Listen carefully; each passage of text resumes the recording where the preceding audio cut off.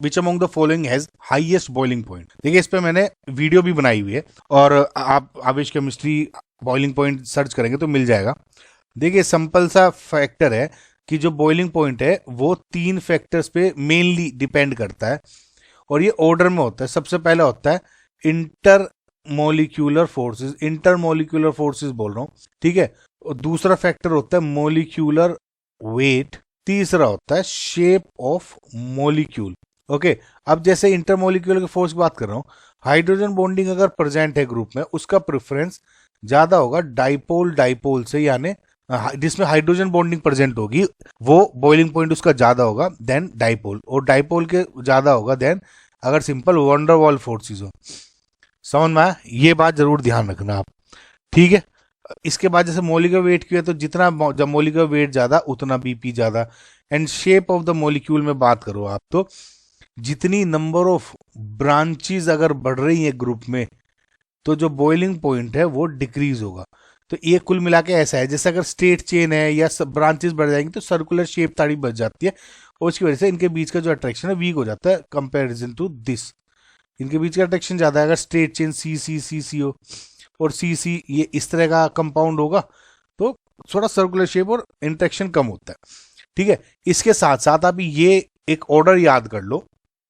Okay, सो ये increasing boiling point है कि हाइड्रोकार्बन का सबसे कम, देन उसके बाद ईथर, देन एल्डिहाइड कीटोन, तो यहां से ये जैसे जा रहे हो बॉइलिंग पॉइंट इंक्रीज होता जा रहा है और रीजन वही है जो 3 मेन फैक्टर मैंने आपको बताए थे। ओके, तो ये अगर आप याद कर लोगे तो डायरेक्टली आप ऐसे क्वेश्चंस, इजी क्वेश्चंस होते हैं, बहुत इजीली कर सकते हो, ठीक है। तो इसके अकॉर्डिंग एल्कोहल जो है वो सबसे ज्यादा दिख रहा है यहाँ पे और सबसे सारे के सारे पीछे ही हैं, तो फिलहाल एल्कोहल मेरा आंसर हो रहा है। लेकिन ये हुआ क्यों है?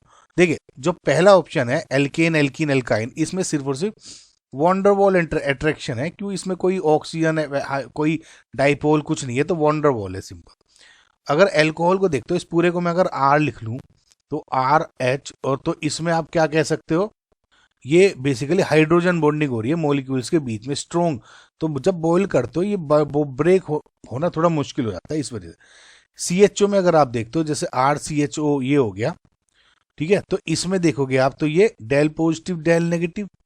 तो सिमिलरली एक सी डबल ओ एच और हो जाएगा अगर ये डेल पॉजिटिव डेल नेगेटिव, तो इनके बीच में पॉजिटिव नेगेटिव के बीच में जो अट्रैक्शन होगा ये डाइपोल डाइपोल हो गया, ठीक है। इस वजह से ये यहाँ पे हो गया, लेकिन हाइड्रोजन बॉन्डिंग इसमें प्रेजेंट थी इस वजह से सबसे ज्यादा हो गया। अगेन इसमें अगर आप ईथर को देखते हो, ईथर यानी आर ओ आर, कायदे से तो इसमें भी डाइपोल ही बन रहा है, लेकिन अगर डबल बॉन्ड वाला डाइपोल है जो, ठीक है, वो ज्यादा स्ट्रोंग होता है देन दीज सिंगल बॉन्ड वाले डाइपोल मूवमेंट से। एक बात ध्यान रख लेना और यहां से भी आपको पता लग रहा होगा। ओके, सो इस वजह से ये भी नहीं है। तो फिलहाल तो वैसे ऑर्डर भी बता दिया मैंने आपको और ये वैसे भी हो गया, तो option number 2 is your answer.